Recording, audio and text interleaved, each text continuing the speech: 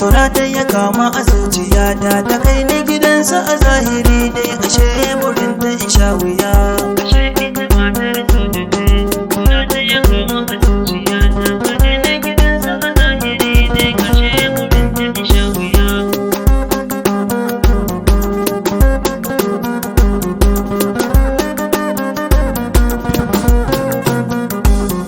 Sabo shi ne cirke na wawa a yau zane yau tsokaci. Farkon haɗuwar mu sau ne ya zamto sulafa ta nemi ni tallafi. Ta ce ka rike ni da gaskiya sashi biza ne maka ladabi. Ashe manufar ta tana cikin zuciya burin ta isha wuya. Ashe ita matar soja ce, Sonata ya kama a zuciyata ta kai ni gidansa a zahiri dai ashe burin ta isha wuya.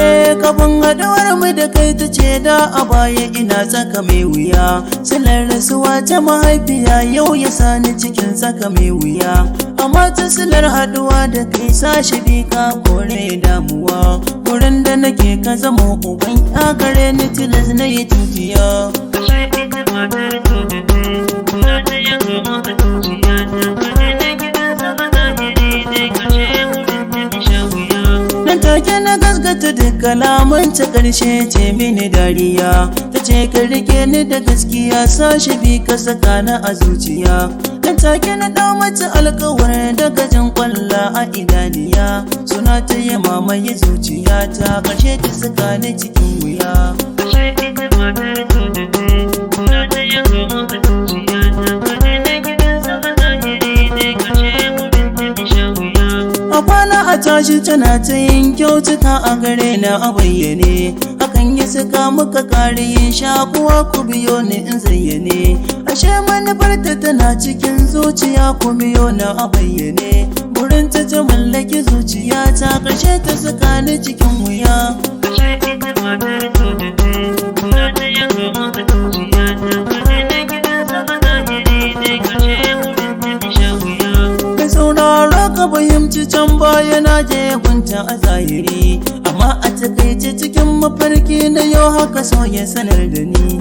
Ana haka sai ta kira ni domin in je ni gidansa a sanda ni. Na take na yi mata alkawar za na zo kana ta yi dariya. Ashe ita matar soja ce, Sonata ya kama a zuciyata ta kai ni gidansa a zahiri dai ashe burin ta isha wuya.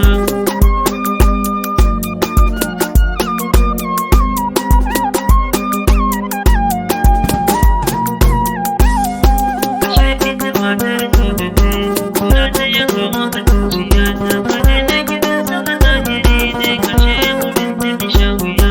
Ranar da na shirya za na je ta yi wanka ta yi kwalliya. Ashe burinta in je kawai ta sani tilas zan sha wuya.